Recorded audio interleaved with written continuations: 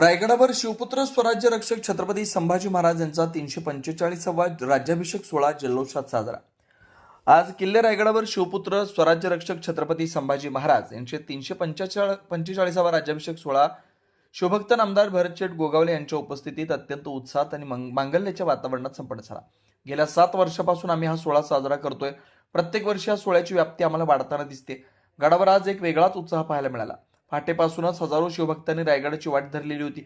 भगव्या झेंड्यांच्या फडकण्यानं आणि छत्रपती संभाजी महाराज की जय या जयघोषणा अवघा गड दुमदुमून गेला होता।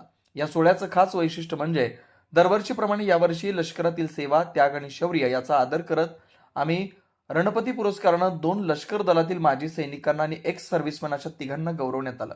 तसेच महाराष्ट्राच्या कानाकोपऱ्यातून आलेले हजारो तरुण आणि आबालवृद्ध सर्वांच्या चेहऱ्यावर संभाजी महाराजांविषयीची आढळ निष्ठा दिसत होती।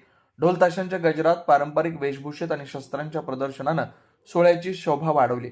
ज्यावेळी छत्रपती संभाजी महाराजांच्या प्रतिमेचा राज्याभिषेक विधी झाला त्यावेळी उपस्थित प्रत्येक मावळ्याचा ऊर अभिमानानं भरून आला होता। संभाजी महाराजांचा पालखी सोहळा देखील या ठिकाणी काढण्यात आला होता। हा केवळ एक सोहळा नसून छत्रपती संभाजी महाराजांच्या त्यागाची, शौर्याची आणि बुद्धिमत्तेची आठवण करून देणारा एक प्रेरणादायी अनुभव होता।